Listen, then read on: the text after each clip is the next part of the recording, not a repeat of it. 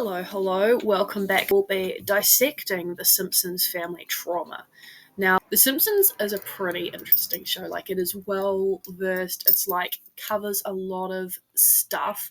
Basically, it's like a timeless classic, but they do have some really strong characters, the most strongest being Bart. Now, do forgive me, I'm giving a disclaimer here. I don't watch The Simpsons religiously. I don't know like everything about it, so I probably will mess stuff up and miss things. If I do, please by all means drop a comment because you never know. I might just do another video covering the bits that I have missed. So, from a clinical perspective, like Bart is the first character who does capture my eye. Like, I know the Simpsons are not great as a family, but like with as strong of a character Bart is, it sort of makes you look a little bit closer, you know? Like, if one kid is like that, like, it really makes you wonder what is going on behind the scenes. So I did some digging, I did some clinical research, and he fulfills the scapegoated child so much. Like, poor Bart, he might have internalized the idea that he is just the bad kid or the failure. When kids consistently receive feedback that they're not good enough or are never offered meaningful praise for effort, they can develop something called learned helplessness. And it's like basically the rhetoric of why try if you'll never measure up. And that's actually like really sad because like I think that Bart is just as intelligent as his sister Lisa. He's just not being supported at all. Bart functions as a scapegoat, absorbing much of the family's dysfunction and chaos. While on the surface he comes across as bad or lazy or a troublemaker, the reality is he holds just as much potential and intelligence as Lisa. He just manifests it in different ways. This is confirmed throughout the series, where he holds the potential for many different avenues, but is most commonly and typically expressed through his sharp wit and ability to scheme and how much he causes trouble. That ability in itself, like, you've got to be like freaking smart and onto it to be able to do that, right? According to Alfred Adler, firstborns often feel dethroned when a younger sibling arrives. Bart, the eldest, might have felt displaced when Lisa and later Maggie came into the picture, especially given Lisa's intelligence and talent. This can lead to attention seeking behaviour and rebellion as a way to reclaim identity. Often, when kids feel unseen, emotionally neglected, or constantly compared to a more successful sibling, so for example, Lisa, they internalise the belief that they'll never be good enough. Acting out then becomes their way of reclaiming attention, identity, or control. It's like he's saying, if I can't be the best, I'll be the worst, but at least you'll still look at me. This is common in scapegoat children. They're not bad, they're more hurt, but no one teaches them how to speak out that hurt, so they turn it into mischief, sarcasm, or numbness. So, like, a prime example of this hurt manifests, and I think it's like season 36, episode 1. This, like, portrays Bart deliberately antagonizing Homer so that he will strangle him, resetting candles on a cake and creating a time loop. So basically, Bart sees this and he doesn't want to grow up, so he, like, does whatever it takes to just keep his current life at the age he is now. In this episode, Bart chooses a broken reality versus one where he gets to grow up in a less dysfunctional environment. Birthdays often symbolize progress, growth, and time passing. For a child like Bart, who exists in stasis, so trapped in a never-aging body with no emotional roadmap, aging may feel like a threat. If we interpret Bart's fear of growing up as psychological, then the birthday is not just a celebration, it's a crisis point. A reminder that he's expected to develop, mature, and take responsibility, which if he's not being supported in, like, how is he meant to? A confrontation with the fact that he doesn't feel capable of doing so because, again, no one has ever helped him learn how. When Bart pushes Homer to the point of strangling him, he's not just acting out or misbehaving, he's enacting a familiar script. This is how he understands attention, even if it's violent, structure, even if it's painful, connection, even if it's distorted. He needs Homer to snap because the rage and strangling are predictable. They reinforce a cycle where Bart gets to feel in control. So, like, I made this happen. Safe in chaos. This is what love looks like to me. Young again, when the cake falls and the candles reset, it's like he's saying, if I can keep the world the same, I don't have to face how alone and unprepared I feel to grow. Bart exhibits emotional fixation, a Freudian concept where development halts at a specific stage due to unmet needs. Bart's fixation is around age 10, pre-puberty, pre-identity formation. Growing up would mean reckoning with the trauma, responsibility, emotional pain, and letting go of rebellion as safety.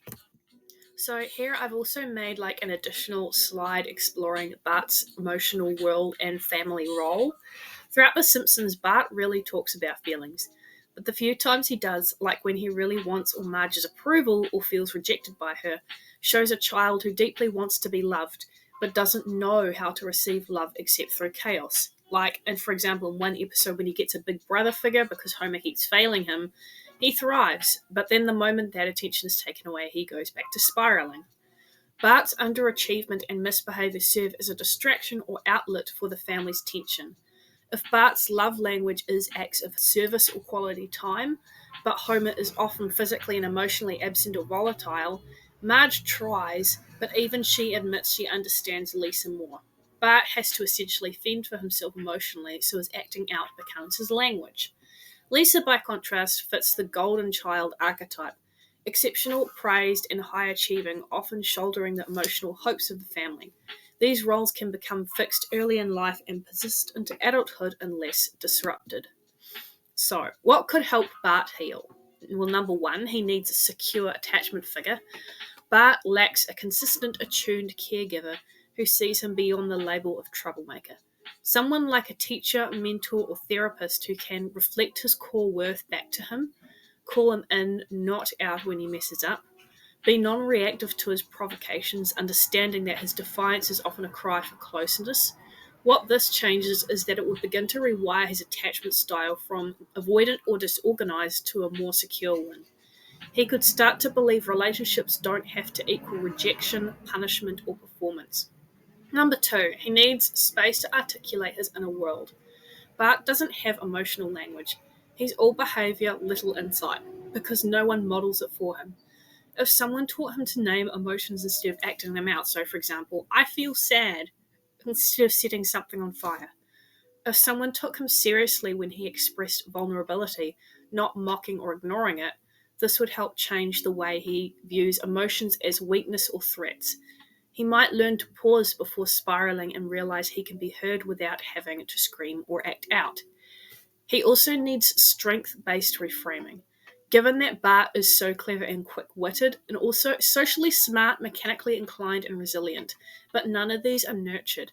He's told he's a failure so much, he stops exploring his own capacity. If you gave him a mentor who taps into his natural skill set, for example, skateboarding, art, mechanics, problem solving, these could help create experiences of mastery and non-academic success. What this changes is the way he views himself and his self concept. He wouldn't have to choose between being like really chaotic and destructive and then like the alternative, which is existing in Lisa's shadow. He could become his own version of smart and capable. He would also really benefit from a healthier family system. Bart doesn't just need help, his entire family dynamic would need to evolve. Homer needs to stop using violence and actually show up emotionally, which likely means dealing with his own trauma. And Marge would also need to stop defaulting to enabling Lisa and ignoring Bart's emotional needs just because they're louder or harder. What this would change is that it stops being a family where Bart is the problem and starts becoming one where all members are held, not just praised and punished. 5. Consistent patient intervention. Real change for someone like Bart doesn't come from a single grand gesture. It's daily, gentle, exhausting work. The kind of work that builds trust over time, doesn't take it personally when he lashes out, and keeps showing up anyway. What this changes is the way his nervous system works, his expectations, his belief that the world is against him, and honestly, it would probably help him like come into his own and explore what being alive as him feels like beyond just being like the scapegoat. So now that I've like gone through Bart, I've kind of like been looking sideways at Lisa a bit because like when you have like a child that is that much of a personality, that strong of a personality, like I can guarantee it does not end there. Like every family I believe does have a spiderweb effect, and like anything, it's not isolated, you know, like just because Bart is the symptom that sort of exposes the family dynamics and he's like the one copping it for everyone else, like it doesn't mean that no one else feels something. So For example, when I've looked into Lisa Simpson, her core identity is the hypercompetent child. From the very beginning, Lisa has been the most intellectually advanced, morally grounded, and emotionally aware member of the family. Apparently, she's got an IQ of 159. She's academically gifted, musically talented, and politically progressive. She's also very emotionally sensitive, often feels things quite deeply for her age. She's morally driven in the sense that she constantly fights for justice, ethics, and truth, even when it isolates her. But underneath all that brilliance is a lot of loneliness and grief, as well as an overwhelming amount of pressure to be the good one, so to speak. Lisa's role in the family is the parentified child. Lisa plays the role of therapist to Marge, conscience to Homer, emotional translator for Bart, surrogate adult in a family that often feels chaotic and mature. Lisa, you're smart. Fix it is basically her whole childhood. Psychologically, this is known as parentification. Lisa is the emotional caretaker while her own needs go unmet. I think Lisa's attachment style could be more anxious given all the dynamics that are going around, but that she's desperate for connection but afraid it will disappoint. Overachieves to earn love but secretly feels she's a burden. Deeply attuned but really met at the same depth. Her bond with Marge is warm but surface level. Her bond with Homer is emotionally complex, filled with moments of heartbreak and longing. So, for example, what we've got here is her core beliefs internalized. I have to be exceptional to be loved. She is praised only for achievements. No one really understands me. Repeated emotional misattunement. I need to fix everything. Her role is the family's emotional anchor. If I let go, everything falls apart. Hyper responsibility. What Lisa needs to heal would be emotional attunement for start, someone who listens to her feelings, not just her ideas. She also needs permission to not be the best, a space where she can fail and still feel worthy, genuine peer connection, not just admiration, but deep mutual belonging. She also needs to be mothered, so someone who holds her, not just praises her. Lisa's symbolic role in the show, she represents the conscience of Springfield, the hope for a better world, the pain of growing up right in a dull and messy one. She's not just a smart kid, she's a mirror for every child who had to grow up too fast, who sat in rooms full of adults and felt alone, who was told they were so mature but never got to be a kid. So I think what is interesting about this dynamic with Lisa is she's quite similar to Bart in the sense that even though she expresses it in a polar opposite way, they're both bright, they're both a little bit fucked up, they've both got shit going on and they both notice things. So I decided to explore the common wounds in Bart and Lisa, given they're siblings and they're raised in the same environment. So for the first one, we've got emotional inconsistency from parents. Both Bart and Lisa suffer from inconsistent emotional attunement from Homer and Marge. Homer swings between neglect, rage, and rare bursts of affection. Marge overfunctions and suppresses her needs, modeling emotional repression and martyrdom. This teaches both kids that love is conditional, unpredictable, and something I have to work hard to earn. The lack of true containment enforces that neither child feels truly seen or held for who they are. Bart gets attention only through acting out, just as Lisa gets praise only when she performs flawlessly. They both feel invisible unless they're producing an extreme, so for example, chaos or excellence.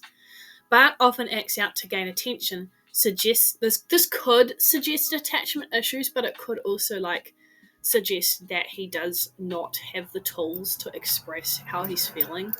And Lisa's perfectionism often hints at sensitive attachment, especially when Homer's neglect triggers her stress or withdrawal. Burdened with emotional labor that no child should carry. These kids, the parental projection is crazy.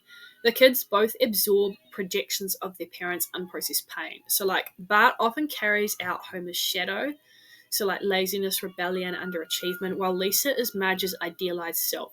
The good girl, emotionally literate, intellectually capable. These projections rob both kids of authentic selfhood.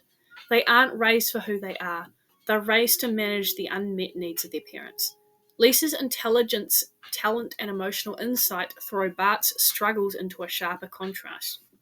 Lisa's arc shows how gifted girls often feel pressure to be everything: smart, kind, composed, accomplished. But Bart is a boy, may not have been offered the same scaffolding for emotional literacy, leading to a lack of internal structure and long term direction. This could also reflect broader cultural patterns around gender and emotional development. Bart is often treated like a lost cause in comparison. Even when Bart achieves something, it's usually played for laughs or dismissed. This environment can cause a kid to stop trying and instead lean into a role that guarantees some kind of reaction.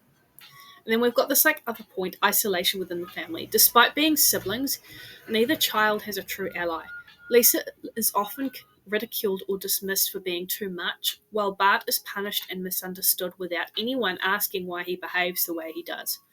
In the flash forward episodes where Lisa thrives and Bart is stagnant, we see the long term consequences of these childhood patterns. Bart's lack of direction isn't just laziness, it's emotional residue. A life of being misunderstood, underestimated, or emotionally unsupported leads to a sense of stuckness. He becomes a tragic figure. All potential, no scaffolding. They're both alone in very different ways. Lisa is intellectually isolated, while Bart is emotionally exiled. So now we've got Maggie. I really feel like she's the silent witness. Like, and she would carry her own unique trauma. Maggie often witnesses dysfunction without the tools or language to process it. She's often overlooked or forgotten, which is traumatic in itself. She exists in a home where emotional chaos and parentification are the norm, as well as extreme, a volatile, if freaking home is snapping at any given moment. How is a kid meant to grow up feeling safe or secure in a home where you don't know when dad's gonna pop off and strangle Bart, let alone anyone else? What if he goes too far one day? As she grows, Maggie might develop, assuming she hasn't developed already, hypervigilance and a need to control her environment. A caretaker complex trying to soothe everyone else's wounds, or even emotional shutdown, modelling a blend of Bart's rebellion and Lisa's repression. But there's also another possibility too, where Maggie might become the system breaker. The child who saw it all but absorbed enough to understand it's not hers to carry. This outcome tends to be most likely given how in later shows she's depicted to growing up and becoming a literal rock star, labelled as the voice of this generation. Following this trajectory, she could grow into the one with strong boundaries, the one who leaves the family system early and seeks healing, or the one who helps rebuild bridges not out of obligation but choice. So, here we've got the shared family influence of the Simpson legacy. It's very much based in emotional labour without support, which everyone seems to be a part of in their own special way. All three children are products of emotional labour, being expected, survival over thriving, a family system built more on reaction than intention. They just respond differently. And honestly, if you were going to go down the rabbit hole and really look deep, I feel like everyone is performing in a sense. Everyone has their own roles that they kind of have to play just to be a part of the family. And that's common when you're in an emotionally volatile and unsafe environment. You are not authentic. You are literally just doing whatever it takes. Going off exploring Bart, Lisa, and also Maggie, let's have a look into the adults, because that Loki, they are the ones who are making this environment the way that it is. They're the ones setting the standard, right? So I thought I would start off with Homer, given that he is the most emotionally volatile. He is the one who is making everything like this. So let's have a look into his psychology. So for the first point, we've got extreme neglect and emotional starvation. Homer's relationship with his father Abe Simpson was cold, critical, and emotionally unavailable. Abe raised Homer with survival, not tenderness.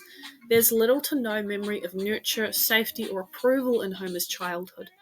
This breeds a deep core wound of I am not good enough, which is masked with bravado and denial. Homer has learned to shut down emotionally, use distraction, so for example, TV, food, alcohol to numb.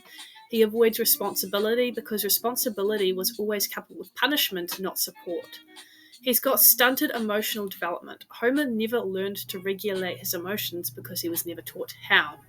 When overwhelmed, he reacts like a child. Tantrums, rage, avoidance. He often uses Bart as a scapegoat for his own internal failures. Homer isn't malicious per se, He's more emotionally underdeveloped. He's a boy in a man's body, parenting his own children, emotional scarcity. And like honestly, when you look into everything that like Homer carries, like low key, he kind of fulfills the category for having like a possible traumatic brain injury. Like just low key, Like so for this content, we're going to refer to the traumatic brain injury as TBI. So he does have quite a bit of head trauma history throughout like the series. There are a lot of references across these episodes noting Homer to have suffered multiple concussive incidents, and these range from childhood, so for example the Springfield Gorge fall, to a lot of adult mishaps. The consequences of TBI often leads to emotional instability, impulsivity, mood disorders, problems with attention and memory, disinhibition, and a heightened risk for depression, which is not unlike Homer's ongoing struggles. There is an injury montage featuring Homer suffering repeated concussions and head traumas. Many episodes feature him causing or enduring head injuries. In The Spy Who Learned Me, Homer receives a serious concussion after which he hallucinates an imaginary spy mentor, highlighting how vulnerable his brain is to suggestion post injury. In couch gag scenes like Little Big Mom and Trilogy of Error, Homer suffers odd head traumas. So, for example, collision, falling skateboard. This shows a pattern of frequent cranial injury. One interpretation to this could be that these ongoing impacts increase the risk of cumulative brain damage, potentially impairing self control, decision making, and emotional regulation. He's also got like the whole thing of impaired impulse control and erratic behavior. Homer often makes rash decisions. So, for example, drinking too much, terrible parenting, impulsive schemes. In The Spy Who Learned Me, his brain injury leads him to act differently and rely on an imagined figure, suggesting a frail ability to regulate himself. Other episodes, such as There's No Disgrace Like Home, Faith Off, depict him as an emotionally erratic person resorting to dramatic outbursts or irrational pseudoscience when stressed. These scenes point to poor impulse control, which could be exacerbated by frequent brain trauma. There's also like the whole bit of impulse control and emotional reactivity, right? Like Homer does not have the best frontal lobe regulation. Homer exhibits hallmark signs of impaired frontal lobe control, disinhibition, poor decision making, impulsivity, aggressive outbursts, so like strangling Bart. He also neglects long term consequences and displays binge behavior.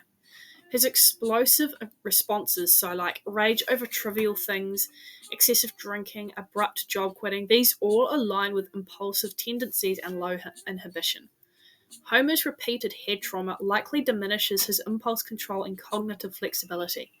Coupled with severe childhood abandonment wounds and dissociative coping, he presents with classic signs of unresolved trauma. His escapist and impulsive behaviours aren't just sitcom gags.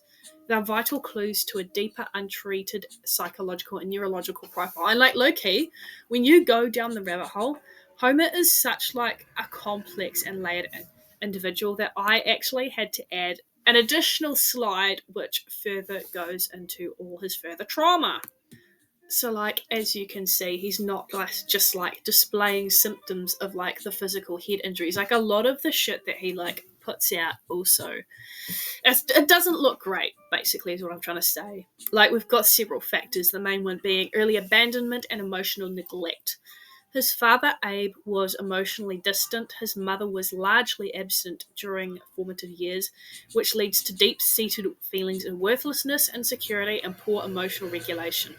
In the episodes The Blunder Years, Homer relives a traumatic childhood memory, unguarded exposure to death at age 12, which resurfaces under hypnosis. The suppression and sudden resurfacing of that trauma explain his intense nightmares, emotional distress, and possible lifelong PTSD. He copes through escapism and addiction, which, like, honestly, reads a lot like disassociation. Homer uses alcohol to cope with emotional pain and addiction rooted in childhood emotional deprivation. He demonstrates avoidance behaviors such as job hopping or excessive TV watching to dodge deeper issues. What this means for Homer's growth is that it reshapes his behavior. Like, if he was gonna get better or improve his quality of life, He might benefit from TBI-informed therapy, so to help manage impulse control, memory, emotional instability, trauma-informed therapy, processing deep wounds of childhood, fear of abandonment. He really does need anger management. Executive functioning training could help frontal lobe regulation. And also, like, low-key, if he joined, like, group therapy, I feel like that could be, like, really constructive for him. By layering these perspectives, impulse issues, unresolved trauma, and possible brain injury, we can see Homer is a deeply wounded man shaped by early neglect, physical trauma, and coping strategies that solved immediate problems but undermined long-term emotional health. In Mother Simpson and the retcon Mothers and Other Strangers, Mona's repeated abandonment traumatized Homer. He was told she died at the movies, then later found out she was alive, leading to emotional confusion. Reddit comments refer to Mona as a deadbeat mom, highlighting the lasting betrayal that Homer feels. His father's behavior also ranges from neglect to overcompensation. Abe sold everything so Homer could buy a house, but largely failed at emotional caregiving, feeding his insecure self-esteem and reflexive acting out. Homer also frequently escapes via fantasy or self-denial, as when he hallucinates a spy or pretends to be working during his paid leave. In emotionally charged episodes, he often blanks out or increases alcohol use to avoid confronting real issues, such as "there's no disgrace like home." These behaviours suggests he may be disassociating to avoid trauma rather than processing it. So we've got this little list here. I've called it traumatic turning points, the biggest one being Mona's disappearance, which I think goes without saying. This causes early childhood loss and mistrust. He's got chronic abandonment issues, like Homer was told she had died, deeply internalizing loss and rejection. But when she reappeared, he reopened old emotional wounds. He's got like a lot of trust and grief issues. Even after reunions in like the episodes Mother Simpson, Mona leaves her, these repeated departures triggered anger and unresolved hurt magnified by guilt.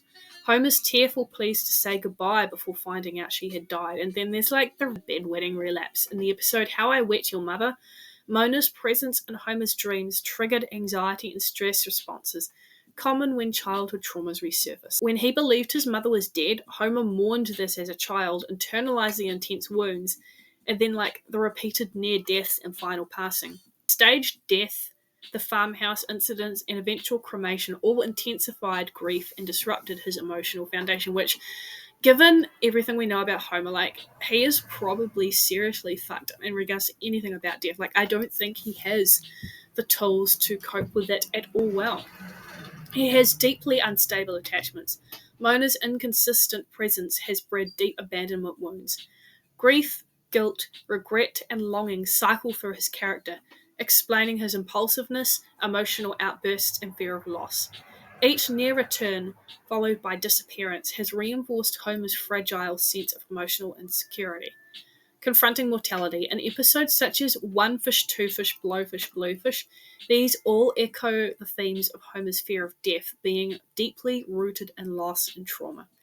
Abe's inconsistent parenting also would have done a number of him. So for like his ambivalence, his under-rewarding, and then there's like the whole thing of the frequent physical traumas, like head injuries like that, they will affect personality and impulse control. He's also got like concussion hallucination, which highlights neurological fragility leading to impulsivity. Homer's behaviors are heavily shaped by early abandonment, played out in his adult life as emotional impulsivity and a tendency to self-medicate or disassociate. Dissociative tendencies, for example, avoiding reality, fantasizing, are common in those who experience early trauma combined with ongoing neurological stress.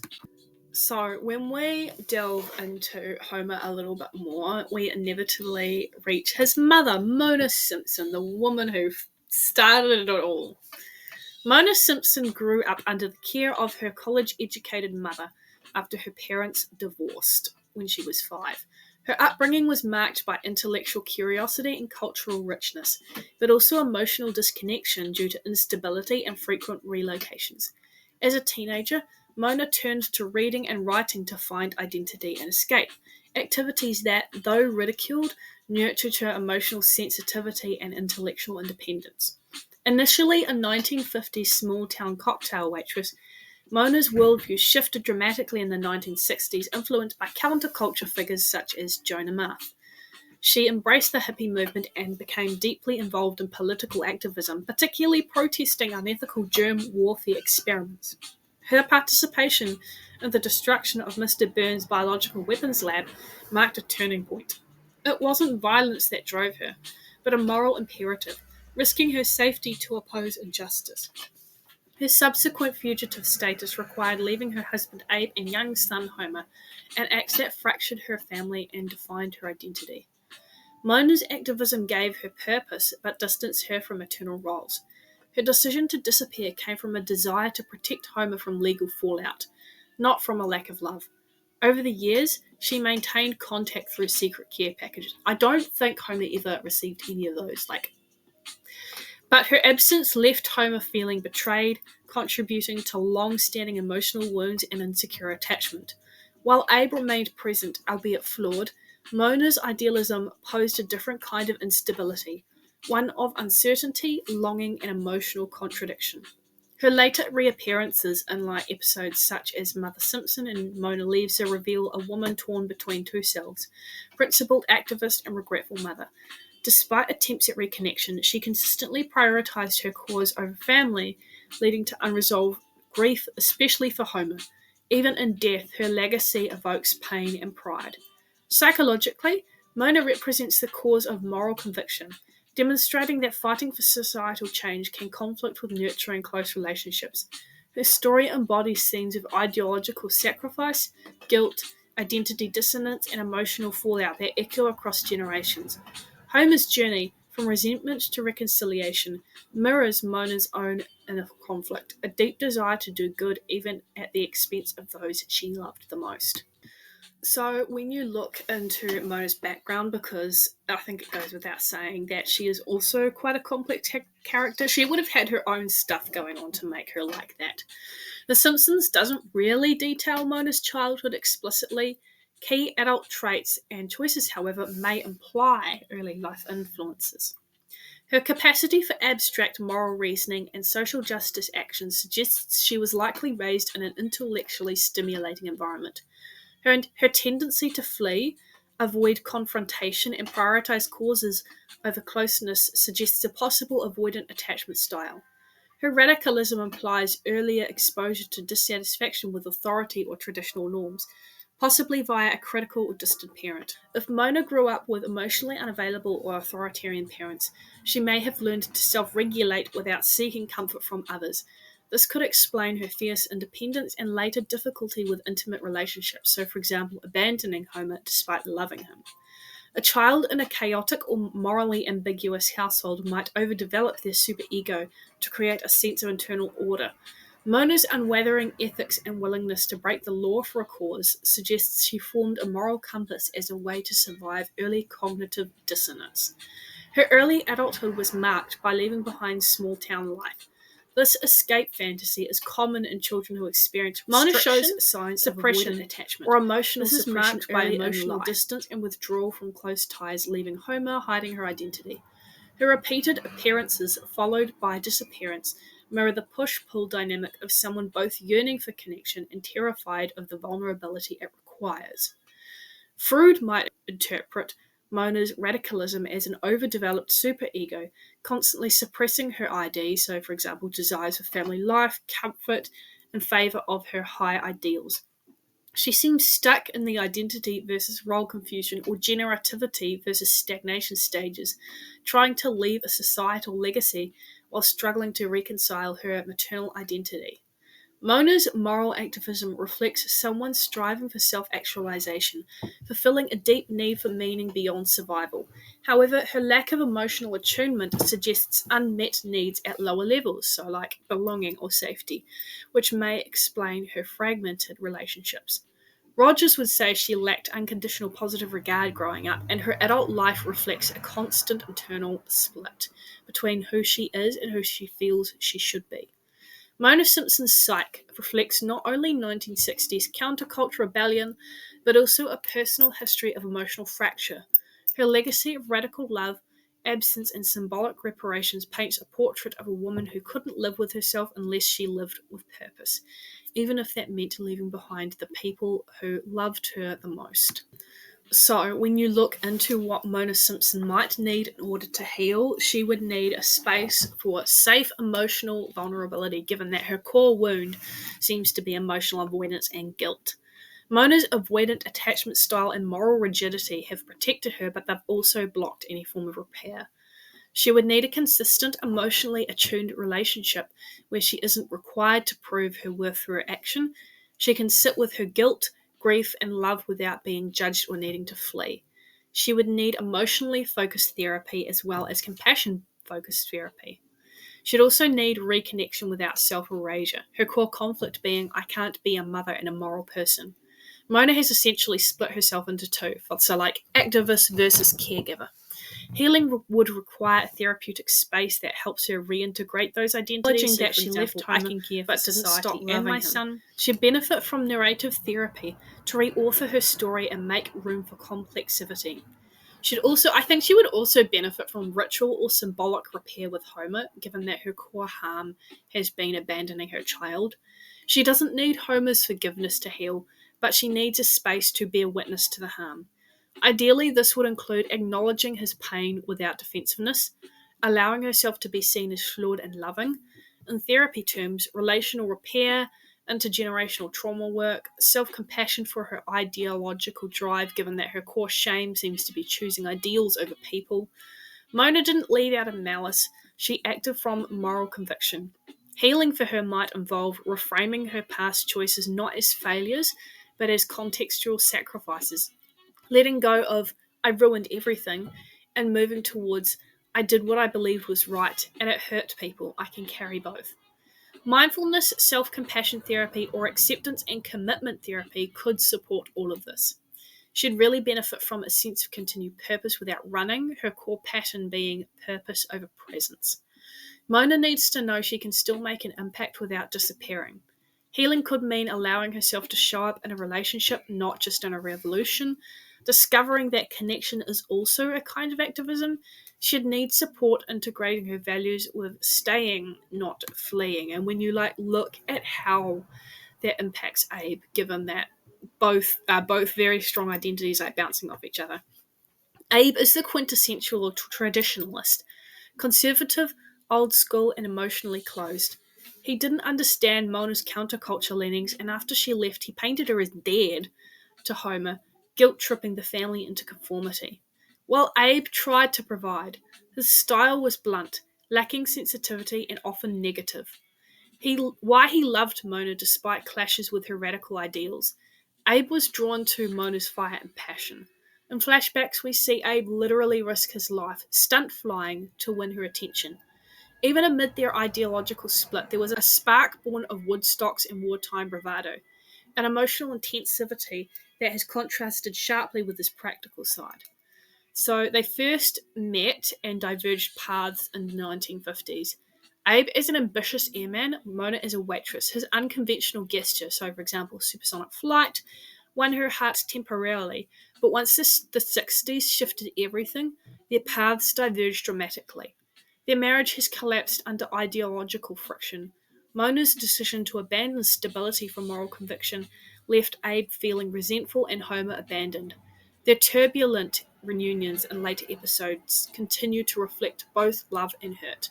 Mona embodies the moral idealist, willing to upend family life for causes she believes in, even at great personal cost. Abe represents duty and tradition. His love is pragmatic, his care often awkward or resentful. Their dynamic is a study in how conviction and compromise sometimes collide in relationships, sparking both magnetic attraction and emotional trauma. These opposing traits help define not only their individual arcs, but also significantly impact Homer's upbringing and identity. So their attachment styles don't really balance each other, they often trigger each other. Abe needs stability and obedience to feel safe, where Mona needs freedom and purpose to feel alive. Together, this becomes a chronic loop of emotional misattunement. However, what initially brought them together was most likely the whole thing of opposites attract. Mona likely found Abe's straightforwardness grounding. He represented a simpler life before her political awakening, where Abe was probably drawn to Mona's warmth and intellect, something he never had growing up. Their early connection may have formed on physical attraction, shared struggles, so like post World War II or early parenting, Mona taming Abe's rough edges and Abe providing material support. But when Mona evolved, Abe didn't or couldn't. It all fell apart. Mona's activism and eventually bombing the germ lab was the catalyst, but the underlying fracture had been forming. She was seeking a life of meaning and rebellion. Abe was seeking safety, predictability, and control. When Mona left, she wasn't just escaping the law, she was escaping a marriage where she couldn't breathe. Psychologically, Mona couldn't handle being domesticated into a passive maternal role. Abe couldn't handle uncertainty or a partner who challenged the system he depended on. He would rather be a widower than admit he was left. When Mona returns, Abe shows resentment, but also buried grief. He never processed the abandonment. Their marriage has become a symbol of what happens when two wounded people fail to heal together. One flees for meaning, one clings to routine. Meanwhile, their child, Homer, is left holding the emotional wreckage. Abe and Mona didn't fail because of a lab bombing. They failed because they were trying to build a life with completely different emotional blueprints. Abe wanted a wife who made him feel secure, when Mona wanted a partner who helped her feel alive. They couldn't give each other what they most needed because neither had ever received it themselves. Hurt people, right? Like, if you are at a certain point in your own healing and development, chances are you are most likely going to attract that similar standard in others. And it seems like they were both a little bit emotionally unavailable, which is really unfortunate. Now that we have finished exploring both Mona's and Abe's marriage, let's have a look into the psychology of Abe himself, the man, the myth, and the legend. So, canonically, Abe grew up in poverty during the Great Depression and fought in World War II. He lost his wife, Mona, to activism and raised Homer as a single parent. Gosh, can you imagine? Like, the Republicans would have a field day with that. Like, oh, I lost my wife to activism. Oh, I lost my daughters, my sons, my days and gays to activism. Oh, they took, like, I feel like they're already doing stuff like that low key. But Abe's likely attachment style is insecure or like insecure avoidant or dismissive. He has learned to be self reliant, emotionally withdrawn, and suspicious of vulnerability. Core beliefs formed being people leave, feelings are dangerous or useless, being tough is how you survive. Emotional repression and defense. Abe uses bluster, nostalgia, and storytelling to cover up emotional pain. His rambling war stories equal displacement of unresolved trauma. His grumpiness equals defense against shame and grief, and deep inside, he's probably quite lonely, carrying a legacy of loss. Mona's departure traumatized him, but instead of grieving, he lied to Homer, saying that she died. This was probably an attempt to regain control over a narrative he had no power in. It's also served to shield him from having to explain why she left, a source of humiliation. Mona was everything he wasn't: idealistic, morally driven, rebellious. Abe may have felt inadequate, betrayed, or even abandoned, not just as a husband, but as a man. Abe raised Homer alone, but was often cold, critical, and emotionally distant. This has repeated the cycle. Abe was emotionally abandoned by Mona, probably his parents too, and Homer was emotionally abandoned by Abe. This is because Abe has never processed his own grief or abandonment. His version of love was providing, not connecting. Yet, under the gruffness, Abe loves Homer deeply. He just never learned how to show it. In his later life, there are like several features of decay, nostalgia, and reflection. Abe clings to stories of his youth to maintain a sense of identity. Institutionalized in the Springfield retirement castle, a symbol of society's neglect of the elderly and emotionally repressed. Sometimes when the comic mask drops, so for example, Grandpa versus Sexual Inadequacy or Mother Simpson, he shows real pain and longing. So, what happened to Abe? Well, it was probably key characteristics that are the polar opposite of Mona if he was like drawn to Mona so much. Canon confirms Abe was born around the 1920s to 30s. Poverty and scarcity would have been his earliest experiences. Likely lived in a household where survival became for emotion, the early message being, don't cry, work harder, or feelings are a luxury we can't afford. The psychological impact of this would be core shame around needing comfort or softness, developed emotional stoicism as a survival mechanism, emotionally withheld, or authoritarian parents. We get almost no info about Abe's parent in canon, but considering his parenting style and defense mechanisms, he was probably raised by strict, emotionally distant caregivers. Discipline likely took precedence over affection. There would have been no space for emotional expression. This would have equaled emotional suppression, later manifested in sarcasm, grumpiness, and storytelling. The psychological impact of this being internalized belief that emotions equal weakness, affection equals awkwardness or shame. There also probably would have been a childhood role reversal slash parentification if one or both parents were struggling due to war, poverty, or illness, which meant that Abe would have most likely have had to grow up fast. He may have been forced into adult responsibilities early, praised only when being useful or tough. The psychological impact of this would have been he learned to equate love with responsibility. He resented dependence in others, like Homer as a boy and a literal child, because he never got to be dependent himself. He would have had a lot of unprocessed PTSD and trauma of war, given that it's canon that Abe served in World War II. He likely experienced or witnessed death, loss, and moral injury. Coming home to no support or recognition of that trauma, he would have been expected to man up and reintegrate into society without help, and that would have had like a beast psychological impact. He would have had nightmares, anger, avoidance, and emotional shutdown, with storytelling becoming his coping strategy, but also a way to rewrite the pain as glory. There would have been no modelling of healthy fatherhood. Abe criticises Homer, but repeats the same coldness he likely received. He likely never saw a father express warmth, vulnerability, or praise. As a result, Abe viewed fatherhood as duty, not connection. He would have struggled with emotional intimacy, especially with Homer and Mona. Now, I've done a whole little plot of healing for Abe, given that he is a senior, he's an elder, like, he does not deserve to go down into the grave unhealed. So, what Abe Simpson would need to heal is permission to feel without shame, given that his core wound is that emotions equal weakness. Abe's entire emotional system is built around deflection. War stories, rambling, grumpiness, that's all armor. Healing would mean creating a space where he can feel grief, guilt, and tenderness without being mocked or dismissed, a space he's probably never had. This might look like gentle trauma informed therapy, so, for example, narrative therapy or emotion based therapy. Practicing emotional labeling, that was scary instead of we just did what we had to do. Validating these feelings wouldn't make him any less of a man, and he'd also benefit from processing abandonment and betrayal, the core wound being Mona left and he didn't know how to recover.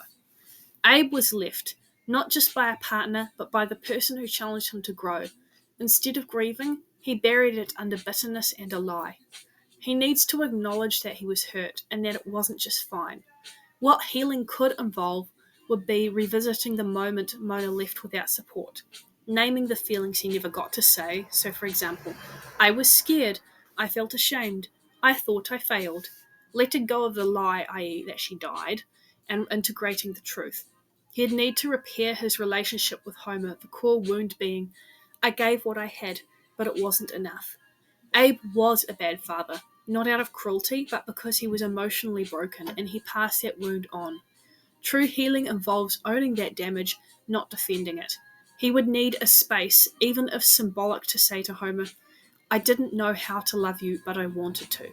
He would need to let Homer express his pain without shutting it down, and accept that being the provider wasn't the same as being present. He'd also need to let go of false masculinity, the core wound being men don't cry, men fight. Abe's identity is tangled up in World War II, the Great Depression, as well as bootstraps masculinity. Healing means softening, finding strength in emotional truth, not stoicism. So this could look like learning to accept help and affection without reacting with sarcasm, reading new narratives of what masculinity is, think Brené Brown on vulnerability, or saying something gentle to anyone and not backing it up with a joke. Restoring a sense of purpose that isn't nostalgia, the core fear being my best days are behind me. Abe clings to war stories in the past because he's terrified he has nothing left to give. Healing could mean realizing he can still be useful, loved, and connected now. Healing might involve rebuilding community, volunteering, mentoring, being present with family, being seen as wise, not just old, and turning memory into a meaning, not escape. So I've gone ahead and taken the liberties of creating a healing arc for Abe Simpson because, like, honestly, all of the Simpsons deserve to live their best life, and none of them seem to be doing that. So I've broken it down into acts. Act 1 being the realization that I was left to. Turning point. Mona's reappearance forces Abe to confront the lie he's been living. The trigger would be that Mona returns from the underground. Homer discovers she's alive. The shift would be that Abe sees Homer's pain and realizes he didn't protect Homer by hiding the truth. He just passed the wound down. He would have to do like some emotional work, so he'd need to begin to name feelings, so abandonment, rage, humiliation. He'd need to admit that Mona leaving wasn't just political, it broke him. And then he'd finally say, I didn't know how to be loved by someone like her, so I pretended she didn't leave me. I pretended that she'd died. Act 2 would be a reckoning. I wasn't a father, I was a wall. Turning point. Abe initiates a conversation with Homer, not with excuses, but with vulnerability. The trigger to this could be Homer lashes out, saying he's tired of hearing Abe's stories and never hearing I love you. The shift to this could be Abe chooses not to retaliate, but to stay present. The emotional work would look like taking responsibility for emotional neglect, acknowledging that his parenting wasn't nurturing, even if it was well-meaning. He could say something like, I thought keeping food on the table was enough. I didn't know you needed me, not just my paycheck. And then Act 3, the repair. I'm still here if you'll have me. The turning point could be Abe begins trying awkwardly but sincerely to show up emotionally. The trigger to this could be Lisa asks him a real question about his past, and he gives a real answer. The shift. Abe finds new purpose and honest connection. The emotional work could look like telling a war story, not as glory, but as grief. He could start sending Homer short letters, a real memory, a feeling, a regret, or a hope. He could ask Bart and Lisa about their lives, not just to scold, but to understand, and then maybe he'd say something to Homer like, I don't know how much time I've got, but I want to spend it with you, not just near you. And then we've got Act 4, the release. I wasn't perfect, but I tried. The turning point would be that Abe is near the end of his life, but this time he's at peace. The trigger could be like a quiet night, maybe a moment with Maggie. He's no longer bitter. He's full of memory, not resentment. And the emotional work would look like writing a letter to Mona, telling her he understands now, that he forgives her and he forgives himself. He would leave a legacy, not just of war medals, but of healing words. And his final words to Homer turned out better than I ever knew how to be. And I'm proud of you. I always was, I just didn't know how to say it. This really matters and will make a difference because Abe never needed to be perfect. He just needed a chance to feel, to speak, and to be held in something other than irony. This healing arc gives him that chance. He didn't need to be a war hero or a disciplinarian. He just needed to be seen. And in this hypothetical reality, finally he could be. And like low-key, I really feel like if he did do this work, that would help solve so much generational trauma because between Abe, Homer, and Bart, like they all struggle expressing their feelings and they all struggle like being present and not turning to self-destructive behaviors. Like this could actually be pivotal and change everything. After exploring the entire side of the family tree from Homer's bloodline, I've decided to then explore into Marge. What makes her tick? So a lot of it is perfectionism and suppression. Marge was raised to be the good girl. Her mother, Jacqueline, is emotionally cold, hypercritical, and emphasizes appearances and propriety above all else. This has taught Marge that self-sacrifice equals love. Needs are a burden. Keeping the peace is more important than being honest. Marge's calmness is not peace, it's repression. She doesn't model emotional expression.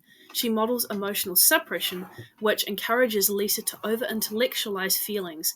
It leaves Bart emotionally feral and unattended, keeps Homer infantilized because she always cleans up after his messes. She has a lot of resentment with nowhere to go, so Marge often appears cheerful, but underneath is chronic resentment. She feels stuck, but doesn't believe she deserves more. She's afraid of rocking the boat, so she absorbs everyone else's dysfunction. Marge is a textbook enabler, a survival role she's played since childhood. Now, when you look at how that impacts her relationship with Homer, because that is an interesting dynamic, Homer and Marge's inconsistent parenting, so Homer being neglectful or explosive, while Marge is being overextended and anxious, will lead to insecure attachment styles in all of the children. Bart exhibits disorganized attachment. He acts out, craves validation, and avoids deeper intimacy. Lisa, meanwhile, might have developed an anxious, preoccupied attachment style, constantly striving for achievement to earn love or approval. Together, they've created a home that oscillates between chaos, Homer's impulsivity, control, Marge's rigidity, and emotional confusion in which the children don't know what's safe to express or suppress. This matters because neither Homer nor Marge are bad people, they are trauma coded parents. They parent from pain, not healing. They offer love inconsistently because that's how they received it. They fear being unlovable but don't know how to love fully, and that is pretty sad. But it also makes you wonder what was the dynamic that basically led to Marge being like this, and how does it manifest in other ways? So we're going to explore the spider web a little bit here, in which we go to Patty and Selma Bouvier. So, for anyone who doesn't know, Patty and Selma Bouvier are Marge's sisters. They're twin sisters, and they have nearly indistinguishable demeanors. So they're cynical, jaded, emotionally armored.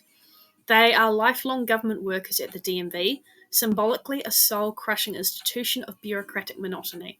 They are fiercely codependent with each other. They despise Homer and view Marge as someone to rescue from him. Their psychological origins involve their emotionally distant upbringing. Their mother, Jacqueline Bouvier, is cold, critical, and status-obsessed. She places value on image, not intimacy. Marge responded to this by becoming the good girl, over-functioning, self-sacrificing. Patty and Selma responded by armoring up, rejecting vulnerability altogether. Their cynicism is not inherent. It's a shield to protect against unmet emotional needs. There is a lot of internalized misogyny and sexual suppression in which Selma desperately seeks romantic connection but sabotages it because she doesn't believe she's lovable. Patty is a closeted lesbian for much of the show, which signals deep repression, possibly due to the conservative, shame-based environment they were raised in. They grew up in a time and family where femininity equals fragility, which they detest. Romantic vulnerability equals powerlessness, which they avoid, and rather than risk rejection, they reject first. A lot of enmeshed twin identity and dependency. So Patty and Selma share a home, habits, routines, and even thoughts. Their identities are so intertwined that personal growth becomes stifled. They mock anyone who steps outside their comfort zone, including each other. This dynamic is rooted in survival. They trust no one except each other. Their codependency, their hatred of Homer is projected separation. They despise Homer. Yes, but why? Homer represents emotional messiness, chaotic love, and vulnerability. Everything everything they've learned to loathe in themselves. They see Marge giving love to someone they view as unworthy, while they themselves remain unloved. So rather than acknowledge their feelings of abandonment, loneliness, and jealousy, they channel it into Homer hatred. He is a safe target for their internalized pain. So, trauma responses take different forms. Even though Patty and Selma grew up in the same cold, repressive household, trauma responses are not one size fits all. Selma has learned to respond with fawning and performative femininity, a bid for external validation, love, and safety. She seeks approval through conventional norms, like marriage and desirability. Patty has responded with rejection and repression, withdrawing into cynicism, sarcasm, and eventually suppressing her sexuality altogether. One sister tried to live love through conformity, the other withdrew from the game entirely. The twin split phenomenon. In twin psychology, there's often a subconscious agreement or pressure to differentiate in order to not completely merge identities. It's common for one to play the feminine or emotionally repressive role, and the other the masculine or emotionally avoidant role. This keeps their bond functionally balanced. Selma becomes the romantic, trying and failing repeatedly at relationships. Patty becomes the independent, hiding her queerness behind disdain for men and emotional distance. They orbit around love but never quite experience it. They've got a lot of internalized shame. Patty is a closeted lesbian for most of the show. Growing up in a highly heteronormative and emotionally repressive household, she likely absorbed the message that queerness equals rejection or danger. Selma could safely perform the role of womanhood as society and their mother defined it, even if she was bad at it. Patty, knowing she didn't fit that mold, chose armour over authenticity until it became unbearable. Patty's queerness wasn't a choice. It was an identity she buried because there was no room for it in the family system. Performative femininity is a trauma strategy. Selma doesn't express joy in femininity. Her performance is exhausted and desperate, not empowered or fluid. She doesn't seem to like makeup, dating, or romance. She tolerates them as vehicles to receive love or be chosen. It's a strategy, not a celebration. Patty sees through it, maybe even resents Selma for playing the game at all. But her resentment is tangled with longing because Selma at least tries, while Patty hides. In regards to symbolic interpretation, Selma represents the woman who submits to patriarchy to avoid abandonment. Patty represents the woman who rejects patriarchy to preserve autonomy, but at the cost of connection. Both are in survival mode. If they had been raised differently in a safer, more emotionally literate household, Patty might have come out earlier, explored relationships, and softened her edges. Selma might have realized she doesn't actually want men, she wants to feel worthy and might have pursued that in different, healthier ways. So, in essence, the split between Patty and Selma is not just about sexuality, it's about strategies for survival in a world that taught them love was conditional, identity was policed, and vulnerability was dangerous. If you're wondering what healing might look like for these two, Selma could begin exploring her need for connection in a space where she doesn't feel judged or pressured to perform femininity. Patty, once she comes out, could start building a life that isn't just reactive, it's one that includes real joy and self expression. Both would benefit from learning to stand alone, not just side by side. Would they be open to this? Probably not. But underneath the armour, there are two women who learned that no one was coming to save them, so they chose each other. And for better or for worse, that's what's kept them alive. That's pretty tragic and hardcore, not gonna lie. That is a pretty stark dynamic, which we will explore when we research into Jacqueline Bouvier, because again, as a parent, she would have been the one who had quite a hand into setting that up.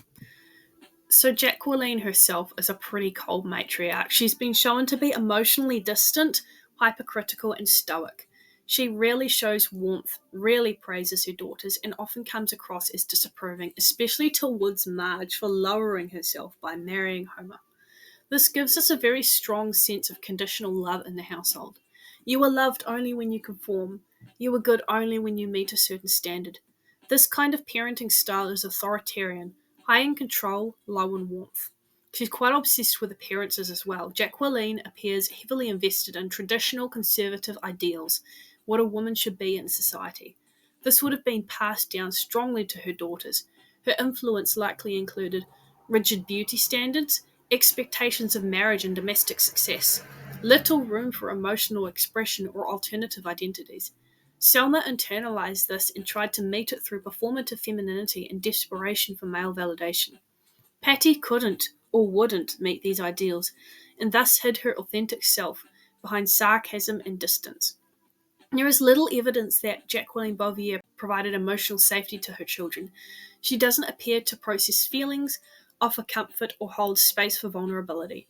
This would leave all three daughters, Marge, Patty, and Selma, with deep feelings of unworthiness, confusion about emotional expression, a tendency to suppress needs or weaponize cynicism to survive, favoritism and role assignment. Jacqueline clearly sees Marge as the good daughter, married, domesticated, motherly, even if she criticizes her choices.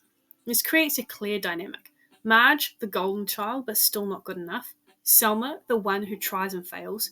Patty, the reject who never tried at all. This likely pushed Selma to chase approval and pushed Patty further into rebellion and secrecy.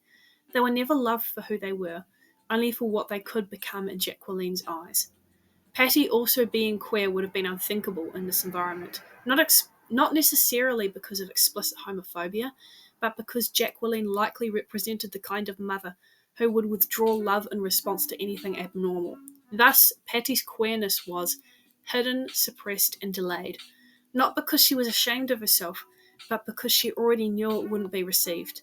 She protected herself through emotional armor, likely built as early as childhood. Okay, but why is she like this? So, like, what was the thing that made Jacqueline like this? Well, first and foremost, she would have been raised in an era of suppression and silence. Jacqueline would have grown up during the 1920s to 30s, or maybe even early 40s, based on the show's timeline. This was a time when women were expected to be dutiful, elegant, and silent. Emotional expression was considered weak. Social class and public appearance were everything. Jacqueline's prim, stoic demeanour reflects the ideal woman of that time. Polished, respectable, married, and never scandalous. She was likely rewarded for oppression, not vulnerability. Thinking of her as the type of woman who learned love was earned through performance, not authenticity. The psychological lens on this would look at survival through perfectionism. If emotional needs weren't met in childhood, she would have learned to cope by suppressing them and performing what was expected of her. In the episode Lady Bouvier's Lover, so season 5, episode 21, we get rare insight into Jacqueline's romantic life. When she starts dating Abe Simpson, we see her as surprisingly flirtatious and open, but only briefly. However, when Mr. Burns proposes to her in front of everyone, she accepts. Not because she loves him, but because it aligns with her social values and expected norms. This suggests that she values appearances over emotions. She likely married Marge's father out of duty or status, not love.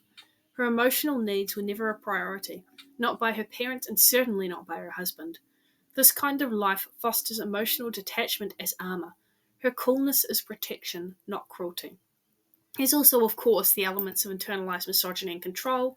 Jacqueline is often shown to uphold strict ideals about femininity. She disapproves of Homer, not just for his idiocracy, but also how he ruined Marge's potential. She's dismissive and critical towards Marge, Patty, and Selma in subtle, controlling ways. She expects her daughters to maintain beauty, silence, and social polish, and is quick to withdraw approval when they don't. This is classic intergenerational trauma. Women who were never allowed to have a voice grow up resenting women who try to use theirs. Her worldview is about control, because it was the only form of power she was ever allowed. This is likely why she clashes with all three daughters, who defy those ideals in different ways. So, Marge by marrying for love, Selma by failing at marriage, and Patty by hiding her sexuality entirely. Her emotional flatness is also a learned survival trait. In nearly every episode where Jacqueline appears, she shows little to no emotional range. Her affect is flat, her tone dry, and her expressions minimal. She never explodes in anger, she never openly cries, she never connects. This isn't just a character quirk, it's a trauma adaptation. Children of emotionally unavailable or perfectionist parents often internalize that being stoic equals being safe. She likely grew up in a house where suffering was endured silently, feelings were met with ridicule or dismissal, good girls didn't ask questions. And what her life might have looked like, Jacqueline Bouvier's internal world likely looked like this. A young girl raised by emotionally distant parents, rewarded only when she was pretty, polite, or useful, married a man she didn't love because it was time, had children she never felt emotionally safe enough to connect with, and she would have buried every dream or rage deep within her and grew cold to survive. She secretly yearns for gentleness, but punishes it in others because she never got to have it. So, now that we've explored the entire family tree, I have compiled a list of the dynamics of this dysfunction, as if the emotional and head trauma itself was not enough. Bart exhibits traits of ADHD and oppositional defiance disorder, or ODD. This is marked by impulsivity, distractibility, defiance, and rebellion. He often acts out due to unmet emotional needs and inconsistent parenting. Lisa is a gifted high achiever, prone to anxiety and depression. She has deep empathy and moral conviction, which often leads to isolation and internalized pressure, kind of like her grandmother Mona. She carries the emotional labor of the family, so she's following in Marge's footsteps. Marge displays dependency traits and generalized anxiety. Episodes of gambling addiction, fear of flying, and emotional breakdowns reflect unresolved childhood trauma. Her coping style is rooted in self-silence and overfunction. Homer shows poor impulse control, chronic escapism, and possible traumatic brain injury from past accidents. He struggles with abandonment trauma due to Mona's disappearance. He uses humour and substance use as maladaptive coping. Maggie is often non-verbal but observant, displaying signs of hypervigilance. She may exhibit traits of selective mutism linked to emotional sensitivity in a chaotic environment. She absorbs family tension silently, possibly internalizing stress without expression. Marge suppresses her stress until explosive breakdowns occur. Homer drinks to self-medicate. Bart and Lisa cope by seeking emotional refuge. Bart through mischief, Lisa through isolation and high achievement. Though nonverbal, Maggie represents attachment and family cohesion. Her presence often disarms parental conflict, an embodiment of silent emotional labour. So, when you look at the main mental health themes across The Simpsons, depression and anxiety is a heavy, it plays its part. Characters like Homer frequently display symptoms of depression, low mood, frustration, escapism, and anxiety, so like panic in stressful situations, overthinking. Lisa often exhibits anxiety and existential dread, and I don't blame her, to be honest. She worries about the world's future and feeling isolated. Episodes show emotional distress realistically, despite the comedic framing revealing how mental health challenges affect everyday life. There are elements of addiction and substance abuse, so primarily Homer's alcohol use is a recurring theme, often portrayed humorously but reflecting real struggles with dependence. The episodes tackle the consequences of drinking and dysfunctional coping, highlighting addiction's impact on family functioning. There are a lot of parenting and attachment issues. Marge's constant caregiving amidst emotional chaos reveals themes of parental burnout and attachment insecurity in children. Homer and Abe show emotionally avoidant or inconsistent parenting styles, leading to intergenerational trauma and insecure attachment patterns in Homer, Bart, and Lisa. Lisa's perfectionism and feelings of alienation address struggles with self-esteem and imposter syndrome. Bart's rebellious behavior can be seen as an externalizing expression of low self-worth and unmet emotional needs. Trauma and loss. Mona's departure and its psychological impact on Homer showcase abandonment, trauma, grief, and unresolved loss.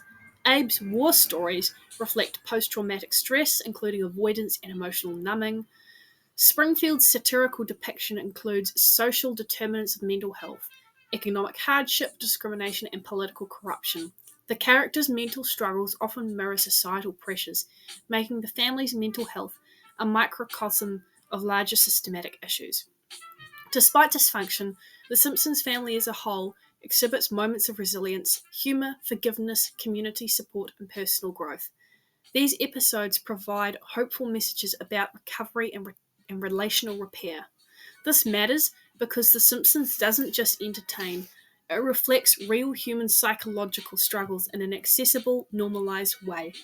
It invites viewers to laugh, but also to emphasize with the complexities of mental health, which I think they did very realistically. Even if I don't like it, even if I don't like how no one is living their best life, they were very accurate in the reality of what it is like to live amongst all that. So we have reached the end of my presentation. Thank you so much for watching. I am so exhausted now, so I hope you like it, and if you didn't, or even if you did, leave a comment, because if there is the demand, I could build off it. But in the meantime, I will see you later. Goodbye.